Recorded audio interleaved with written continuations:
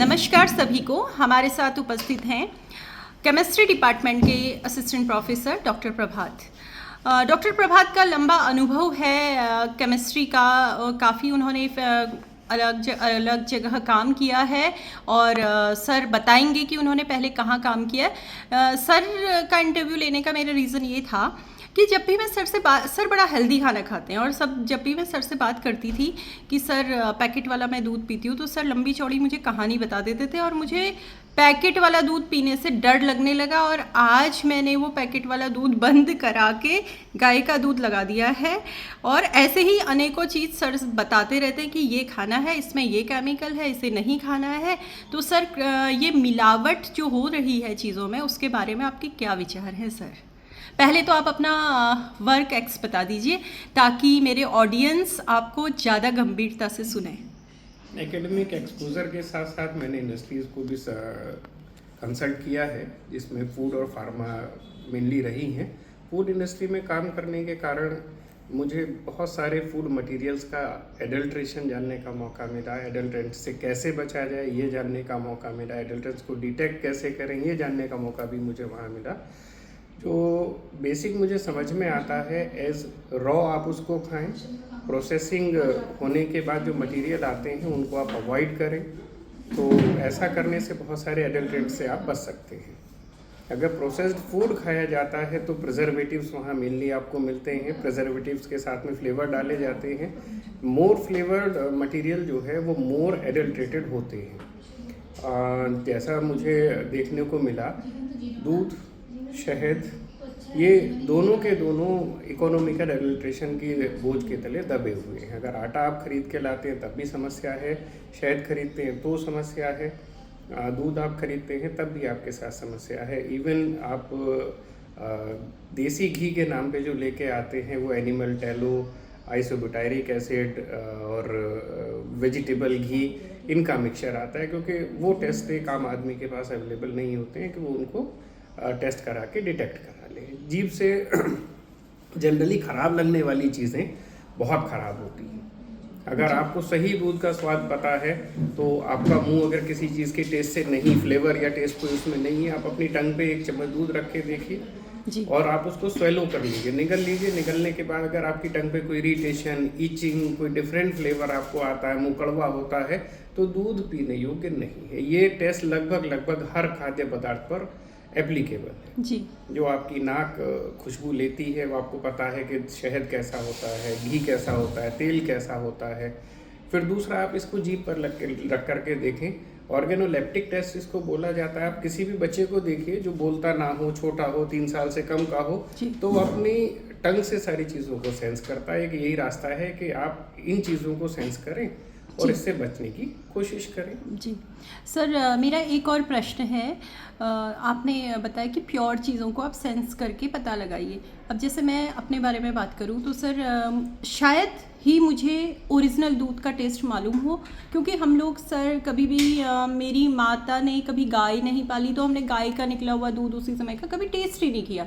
तो हम कैसे उसे डिफ्रेंशिएट करेंगे? मैम, किसी किसान को ढूंढिए, अगर एडल्ट्रेशन करेगा भी तो पानी का करेगा जी, नुकसान नहीं देगा। किसी दिन जाइए किसी फार्मर के यहाँ और उसके यहाँ जब दूध निकल रहा हो तो एक चम्मच को टेस्ट कर लीजिए, तो आपकी टंग को वो टेस्ट याद रहेगा जी। टंग उसको ब्रेन की मेमोरी में फीड कर देगी और आपको आगे वो आसानी देगा कि दूध को जो है मैं कैसे पहचानूँ। सर, जैसे आजकल देखने में आ रहा है कि छोटी छोटी बच्चियों में ऑक्सीटोसिन हार्मोन्स के कारण अर्ली प्यूबर्टी हो रही है, और सर इसको रोकने के लिए किस उम्र से हम लोगों को बच्चियों के खान पान में ध्यान देने की ज़्यादा आवश्यकता है? हाईली प्रोसेस्ड फूड आपके मेटाबॉलिज्म को ही नहीं, आपकी पूरी बॉडी के हार्मोन्स को इम्पेक्ट करता है। तो अगर आपकी डाइट ठीक नहीं है तो ये समस्या आगे और बढ़ेगी। ये समस्या एडल्ट्रेशन की बजाय आपकी डाइट पे ज़्यादा डिपेंड करेगी, क्योंकि ऑक्सीटोसिन गर्म होने पर डिकम्पोज हो जाता है और उसका कोई भी एक्टिव इंग्रेडिएंट आपके हार्मोन्स को डिस्टर्ब नहीं करता। ओके। ये रिसर्चेज में देखा गया है। जी जी सर, आप कौन सा फूड ज़्यादा उपयुक्त मानते हैं जिसे हम बिना सोचे समझे या बिना डाउट करे हम जिसका उपभोग कर सकते हैं? जैसे आपने रॉ बताया, लेकिन सर फिर प्रोटीन का सोर्स मैम सारी की सारी पल्सेस हैं, आप खा पर सकते हैं। सर मैंने सुना है, I don't know how right I am, कि मूंग की जो दाल है, मूंग में काफ़ी मात्रा में प्रोटीन पाया जाता है और साथ में हम सोया चंक्स जो लेते हैं उसमें भी काफ़ी मात्रा में प्रोटीन पाया जाता है। पर मैंने कहीं किसी यूट्यूबर की ही वीडियो में मैंने ये देखा था कि वो है कि मूंग में भी बहुत सारे पेस्टिसाइड्स मिलाए जाते हैं, plus soya chunk is not the original form of soya. Is it true? True, it is very true. तो हमारे पास क्या ऑप्शन है सर? आप सोयाबीन को पीस करके आटे में इस्तेमाल कर लें, आप साबुत सोयाबीन उबाल के खा लें। पहाड़ में मैं नाम तो नहीं जानता पर 2-3 तरह की सोयाबीन होती है, सफ़ेद होती है, काली होती है, तो वो उबाल के उसको और खा लेते हैं, उबाल के उसको मैश करके खा लेते हैं जी, है ना, आटा बना करके रोटियों में मिला लेते हैं, दाल में पीस करके डाल देते हैं। तो बहुत सारे हैं मैम। प्रोटीन जो है गर्म करने पे डिजनरेट जरूर होता है, लेकिन आपके एंजाइम्स उसे फिर से रीजनरेट कर देते हैं और बॉडी उसे डाइजेस्ट और एब्जॉर्ब कर लेती है। और बाकी मूंग दाल के बारे में आप क्या कहेंगे? Pesticide ma'am as it is, जो आज की क्लास के पेस्टिसाइड है वो एज इट इज आपको हार्म नहीं पहुंचाते जी, मतलब वो इंसेक्ट की बॉडी में जब जाते हैं तभी वो एक्टिवेट होते हैं, अनलेस वो एक्टिवेट नहीं होते हैं। हम पे इम्पैक्ट देने वाले इंसेक्टिसाइड्स की अभी कोई स्टडी मेरे ज्ञान में नहीं है। हो सकता है कोई छूटी हो, लेकिन मेरे ज्ञान में ये नहीं है।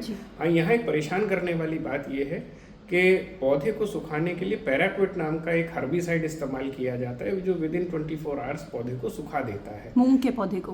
मूंग हुआ, चना भी है, सोयाबीन इसी में है, जो भी ये इस तरीके की हाँ, इनकी फलियां पहले पकती हैं, पौधा बाद में पकता है, बाद में सूखेगा। हाँ, बाद में सूखेगा, तो उसकी हार्वेस्टिंग डिले होती है। कई बार क्रॉप जो है वो फलियां फटने की वजह से झड़ती भी है, नुकसान होता है। तो उससे बचने के लिए फार्मर ये एक्सरसाइज अब करने लगा है। तो ये नुकसान ज़रूर दे सकती है। सर अंत में मैं आपसे कोई 3 आदतें जानना चाहूँगी जो व्यक्ति को अपने बचपन से ही अपनानी चाहिए, जिससे कि उसका जीवन स्वस्थ हो, उसके अंदर मानसिक संतुलन रहे, उसके विचार साफ रहे और वो अपना एक अच्छा जीवन चला सके। तो कोई 3 ऐसी आदतें आप बताइए जो कि हर व्यक्ति को अपनानी चाहिए। फूड से रिलेटेड अगर बात करेंगे तो सीधा सीधा है कि 5% से ज़्यादा आपको दिन भर में प्रोसेस्ड नहीं खाना चाहिए जी, पहला। आपकी बॉडी उसके लिए बनी ही नहीं है, डिज़ाइन नहीं है जी। दूसरा, समय से उठे, समय से खाएं जी। हर बॉडी की सूटेबिलिटी डिफरेंट है, जो चीज़ सूट ना करती हो उसको अवॉइड करें जब तक बॉडी आपकी उसको अडाप्ट करना शुरू ना करे। जी। ये 3 आदतें आपकी सेहत को सुधार के रखेगी। अगर स्वस्थ आपका शरीर है तो बाकी सारी चीज़ें आपकी अपने आप ठीक हो जाएंगी। थैंक यू सर, हमसे बात करने के लिए बहुत बहुत धन्यवाद।